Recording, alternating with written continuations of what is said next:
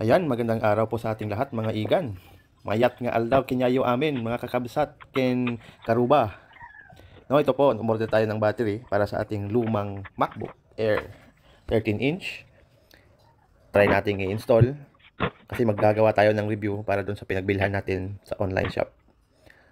Galing sa L, capital L na shop. Baka naman, no? Review natin yung seller kasi baka legit or hindi legit. So, makikita natin ngayon. Ayan po, binabaklas ko na yung mga tornilyo sa ilalim ng MacBook natin. Iba-iba po yung tornilyo dyan, so kailangan mong tandaan. Mayroong maiiksi, tapos mayroong mahaba. So pagbalik mo, kailangan mong tandaan kung saan mo yun ilalagay ang mahaba, saan ilalagay yung maiksi. Tapos yung screws naman, dito tayo ngayon sa battery screws. Ayan, tinatanggal natin yung pinaka connector niya, no? Yung supply mula sa battery dun sa motherboard.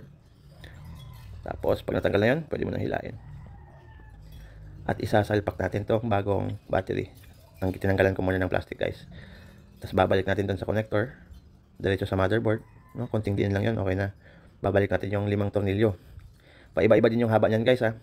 Merong 3 mahaba, merong 2 maiksi. So kailangan matandaan, pagbalik para hindi masira yung pinakakaha ng laptop mo or ng MacBook mo. Pinecturean ko muna, guys, para pakita ko sa asawa ko na may ginagawa ko dito sa bahay, kaya hindi ako makapunta doon sa tindahan. Ayan, antayin lang natin. I-boot up natin yan after ko malagay lahat ng screws.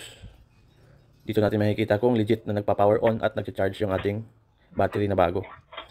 Try natin. Tara! Salpak natin yung charger. Ayan. Green light. Tapos magiging orange. Orange light means charging.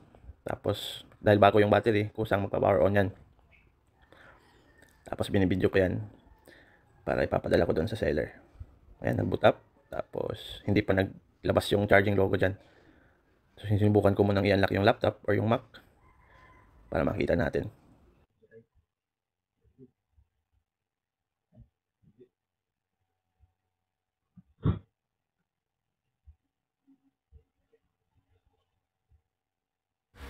Legit, guys.